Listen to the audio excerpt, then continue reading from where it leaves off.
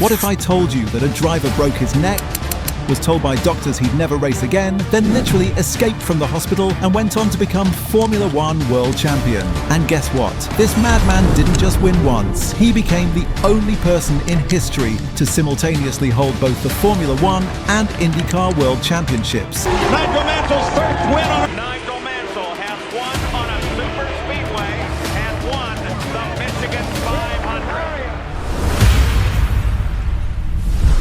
On August 8, 1953, above a modest tea shop in Bourton near Upton-upon-Severn, a baby named Nigel Ernest James Mansell entered the world. His parents, Eric and Joyce, ran this small working-class tea shop, making them about as far removed from the glamorous world of Formula One as you could get. They had zero connection to motorsport, zero money for racing dreams, and definitely zero idea they'd just brought the future world champion into existence. Eric worked various jobs to support 4 kids, constantly moving the family around for employment. This made Nigel the perpetual new kid at different schools, always having to prove himself, always fighting to fit in. Little did anyone know this constant intimidation was creating a mental toughness that would later help him survive crashes that should have killed him. Mansell was in agony in the cockpit. He released the wheel but couldn't get out. Even as a kid, Nigel's competitive spirit was insane. He switched from Latin to chess just to prove he could make the school team because losing simply wasn't an option. At age 10, even though the minimum age was 11, Nigel got his first racing license with a crude kart powered by a lawnmower engine that cost £25. After a couple defeats that probably crushed his soul, he won his first race at 14. And Nigel Mansell has won.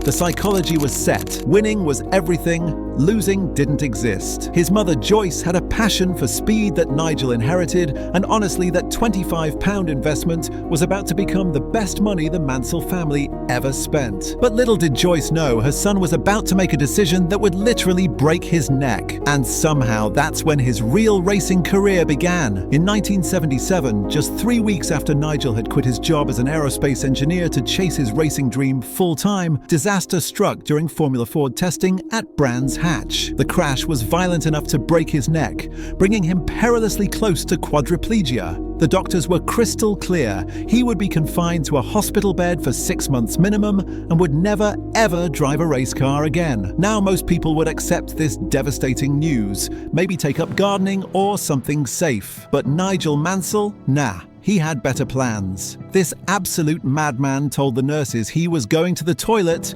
then literally escaped from the hospital and went straight back to racing. The medical staff were stunned. They had never seen someone with his injuries even attempt to move, let alone sneak out to go racing. This wasn't just stubborn. It was medically reckless on a level that defied all comprehension. And here's the crazy part. The broken neck wasn't a one-time thing. The injury left him with chronic problems that plagued his entire career. According to reports, Mansell wore a stiff collar under his racing suit throughout his entire F1 career, something he was so ashamed of that he would run to toilets to put it on privately. He was essentially racing with a permanent neck brace hidden from the world, too proud to let anyone see his weakness. Most drivers would have called it quits after something like this, but Nigel Mansell was just getting started. He was about to prove that physical limitations are just mental barriers waiting to be smashed. And trust me, because what comes next involves chemical burns, tyre explosions at 180 miles per hour, and a crash so violent they named a medical condition after him. And somehow he was just getting warmed up. So there he was, neck brace hidden under his suit, chronic pain shooting through his spine. But Nigel Mansell was about to prove that Formula One had never seen anything like him. His F1 debut in 1980 was absolutely biblical, and not in a good way. During the Austrian Grand Prix, a fuel leak left him with first and second degree chemical burns on his buttocks. Most people would tap out immediately, but Nigel, he drove 40 laps with his ass literally on fire. Lap 43 and Nigel Mansell is out in 13th position. And we've had news that when his car was topped up with fuel just before the race began, because quitting simply wasn't in his vocabulary. This set the tone for everything that followed. Pain was just background noise. And honestly, what came next makes chemical burns look like a paper cut. He spent 4 years at Lotus getting his teeth kicked in by mechanical failures and learning the hard way that F1 doesn't care about your feelings.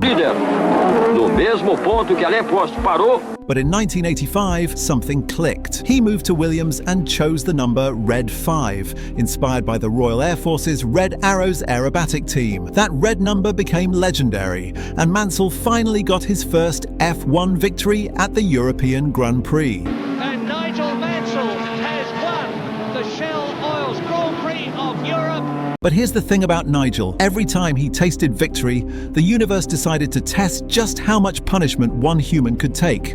And trust me, 1986 was about to break every rule of what's humanly possible. Going into the final race at Adelaide, Nigel was leading the championship with 70 points, ahead of teammate Nelson Piquet and McLaren's Alain Prost. He only needed third place to become world champion. Simple, right? Wrong. On lap 64, travelling at 290 kilometers per hour down the Brabham Straight, his left rear tyre exploded. Not gradually deflated, exploded. And look at that! Out that, and colossally, that's Mansell! That is Nigel Mansell! The Williams shot sparks everywhere, damaged the suspension, and coasted to a heartbreaking stop. Nigel sat there in the runoff area watching Alain Prost win both the race and the championship that should have been his. The tyre failure became one of F1's most painful what-if moments in history. Most people would be devastated, but remember, this is the guy who escaped from hospitals. Nigel was about to show everyone that fury is the best fuel for a racing car. Nigel was furious, and fury, it turns out, is excellent motivation. 1987 looked like redemption time. He won 6 races compared to teammate Piquet's 3 and was dominating the championship fight. Nigel Mansell, Nigel Mansell, Nigel Mansell. But then came Suzuka, and the crash that changed everything. During Friday qualifying for the Japanese Grand Prix, Nigel was pushing for pole position when he clipped a curb in the S-curves. The car went wide onto dust, spun backwards, and launched into the tyre barriers. But this wasn't just any crash. The car went airborne and landed with such sickening force that the impact registered 75 G straight through his seat into his spine. Half the car was on track, half off track, creating a height difference that meant no wheels touched down first. The entire middle section, where Nigel was sitting, absorbed the full impact. Mansell's crash landing produced some internal bruising. His season, at any rate, was over. Medical consequences were staggering. Spinal concussion, crushed vertebrae, severe internal bruising, broken ribs. Japanese doctors had to physically tie him to the hospital bed to prevent him from trying to race. And here's the cruel twist. Nelson Piquet won the championship that very same day while Nigel was being helicoptered to the hospital. The image of Nigel in agony, releasing the steering wheel but unable to get out, with his helmet off showing a face contorted in pain, became one of F1's most haunting visuals. And if you think a broken spine would stop this badass, you clearly haven't been paying attention. The 1989 Ferrari move was huge because Nigel was personally chosen by Enzo Ferrari himself, the last driver the legendary founder signed before his death in August 1988. Being handpicked by Enzo was one of the greatest honors in my entire career, Nigel declared. Racing for Ferrari while carrying chronic spinal injuries from Suzuka was like performing surgery while wearing boxing gloves. Then came 1993, and the crash that doctors said was medically impossible to survive. At Phoenix, traveling at 180 miles per hour, Nigel's IndyCar snapped out of control and slammed backwards into a concrete wall so hard it punched a 3-foot hole in the 9-inch thick barrier. The impact created a 12 by 14-inch cavity in his lower back where fat and muscle had been torn away from bone. Doctors said they'd never seen this type of injury on a living patient. It was something you'd only find with airplane crash victims. They named it the Mansell lesion because no one had survived it before. Yet within 2 weeks, this absolute madman was back racing at Long Beach with drainage tubes sticking out of his back, having liters of fluid drained from the wound cavity twice daily. That's not human. That's something else entirely. But let's be real, all that pain and stubbornness had to lead somewhere, right? 1992 was when everything finally clicked. At 39 years old, an age when most F1 drivers are thinking about retirement, Nigel was about to show the world what 15 years of broken bones and hidden neck braces had been building toward. The Williams FW14B wasn't just a car, it was a technological masterpiece with active suspension, traction control, and semi-automatic gearbox that perfectly perfectly matched Nigel's aggressive style. He absolutely demolished the field. 9 wins out of 16 races, clinched the championship with 5 races still to go. At 39 years and 8 days old, he became one of the oldest F1 champions in history, finally claiming the title that tire explosions and spinal injuries had stolen from him twice before. But here's the crazy part. He was still racing with that broken foot he refused to get treated because taking time off might cost him his championship shot. And if becoming F1 world champion while racing on broken bones wasn't enough, Nigel pulled off something that literally no one else has ever achieved.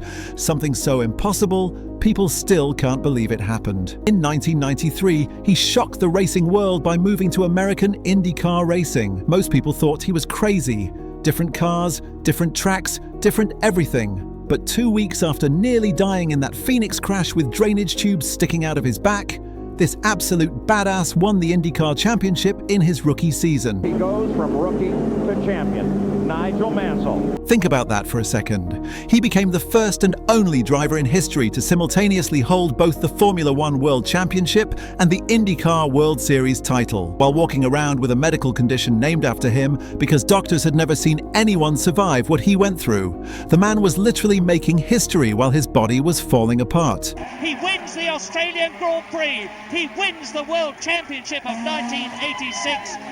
Discuss any changes or reforms that occurred as a result, and reflect on the lasting impact. But Nigel wasn't done proving points. In 1994, at 41 years, 3 months and 5 days old, he became the oldest F1 race winner when he returned to win the Australian Grand Prix. Nigel Mansell wins in Australia. This record stood for decades, showing that all those years of refusing to quit when doctors told him to had created something special. And that's when you realize this wasn't just about racing. Nigel had accidentally created a blueprint for turning physical destruction into mental domination. The medical world would never be the same.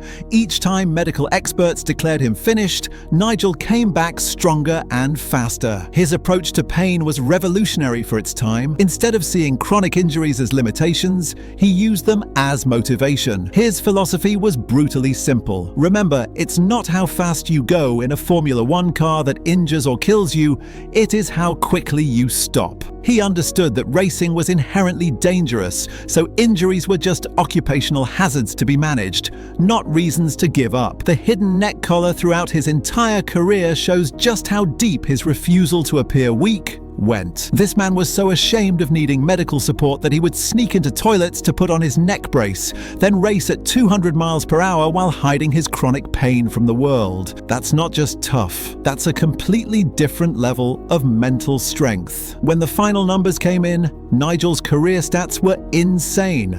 187 F1 starts, 31 wins, 32 pole positions, 59 podiums, and 482 championship points.